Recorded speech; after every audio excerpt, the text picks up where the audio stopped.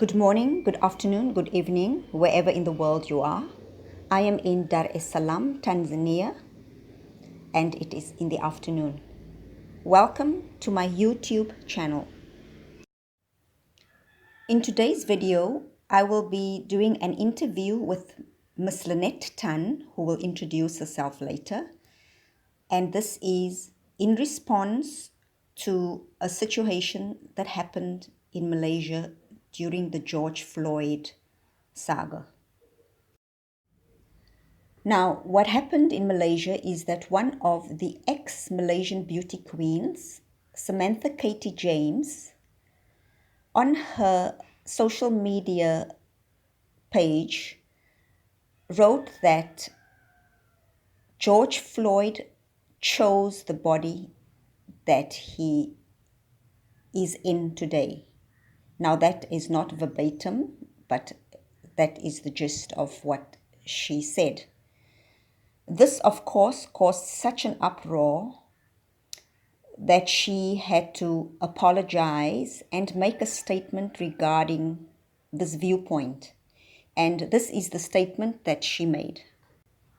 Throughout my journey, I have learned that we are more than just this temporary physical body, like an avatar, merely a tiny speck of dust in this vast, infinite universe. We tend to overlook that from time to time. In our process towards evolution as a human being on Earth, we chose our body, our family, our place of birth, our name, and our lessons from the path we take, tailor-made for us.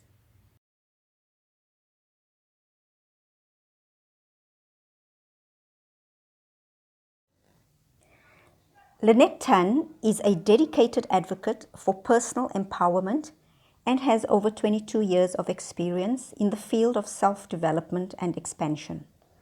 With a background in international securities and investments, she spent 15 years as a presenter and trainer within the asset management industry, facilitating programs on leadership, sales performance, and paradigm shifts. She has traveled across 6 continents and to over 140 major cities, expanding her horizons and training in various development courses, transpersonal studies, and holistic healing modalities. Her training covered various spiritual systems: theosophy, transpersonal psychology, Tibetan, Egyptian, shaman, and several ancient and modern esoteric traditions. So my first question for Linnet is, this statement that Samantha Katie James made, is this Buddhist philosophy?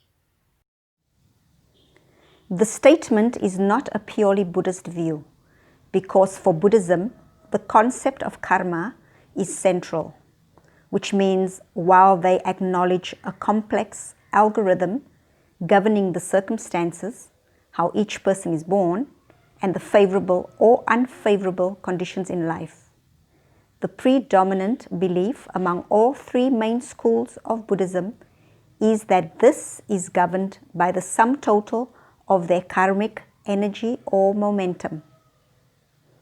Generally, similar to Hinduism in terms of the concept of karma, in that if someone's environment is difficult and has suffering, it is because they haven't cultivated enough good karma in previous lives to be born in favorable conditions.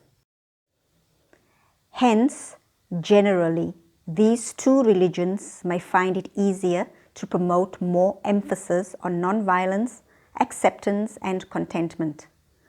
Whatever the harsh conditions, it is because of karma. And for now, focus on doing your best. Increase your good deeds, kindness, compassion, etc., so that good karmic seeds are planted for more favorable future years and next lives. Could you please give an explanation on what you perceive this statement to mean, and what it refers to?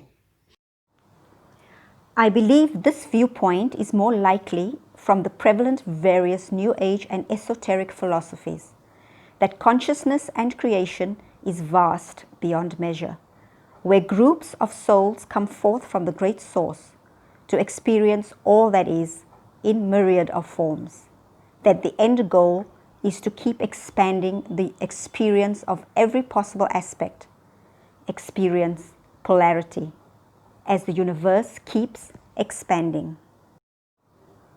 Hence, while exploring human evolution and lifetimes, some souls may choose lives of great contrast and suffering. Example, the worst crimes or the highest luxuries, as part of this ongoing massive variety of experience for the expansion of the collective consciousness. Some may think, why would any person choose suffering? The debate to consider is one of definition and identity. Which aspect do we identify with? It may make sense that a bigger consciousness may view one human lifetime as very short, hence wanting the huge variety of experience, like kids in Disneyland wanting to try all the rides, even the scariest ones. However, those who don't subscribe to concepts of soul, bigger group consciousness, and higher purpose will argue that it's really stupid. No person would choose any life that has any struggle, because on a human level, this makes no sense. In the same way that no child will say they choose to do homework voluntarily.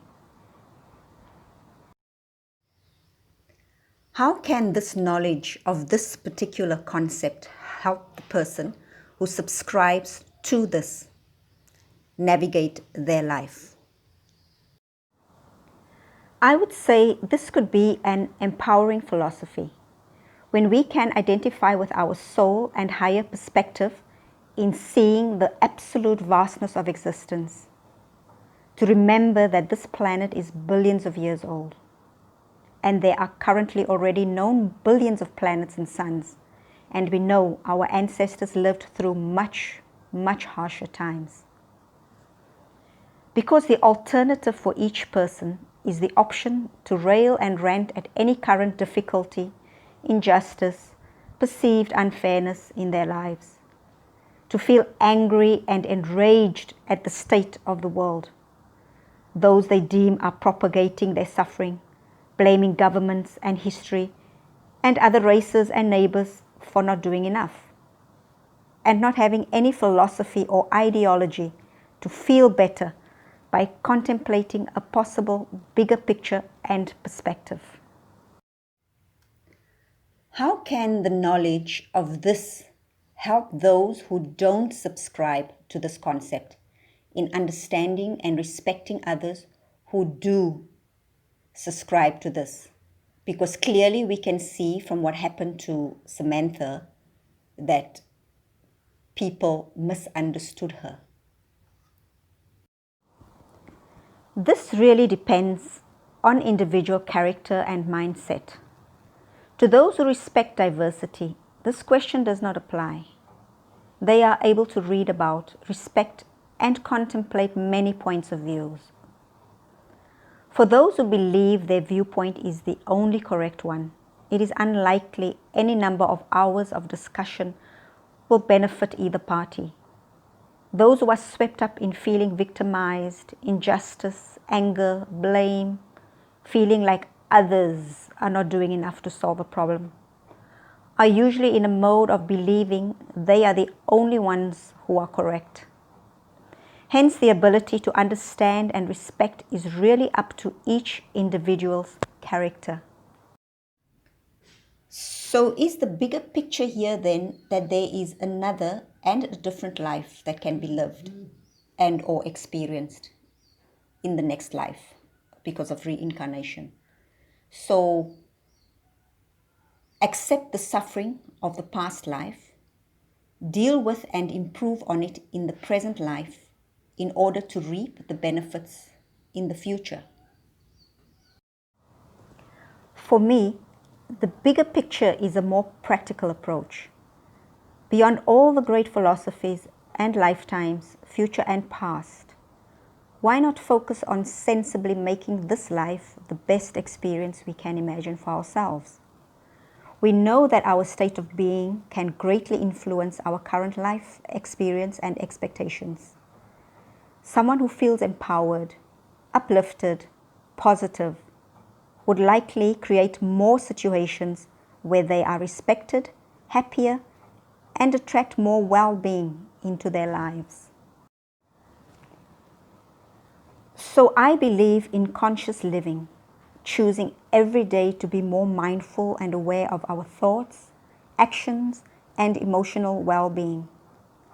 The same way we choose to invest our money and resources into good investments, we should invest our time, effort, and attention in courses, topics, and conversations that are uplifting and beneficial to us and others, raising our vibration and joy quotient, and in the process, inspire others to rise as well. Because the opposite is to get swept into fueling more needless rage, discontent, disempowering narratives, keeping them activated, having no solution you can implement immediately, and lowering your well-being. Thank you so much, Linnet, for your time and also for your insights and knowledge concerning this matter. And if anybody wants more information on how to get hold of Linnet, I will link all her information below. Thank you so much and have a good day.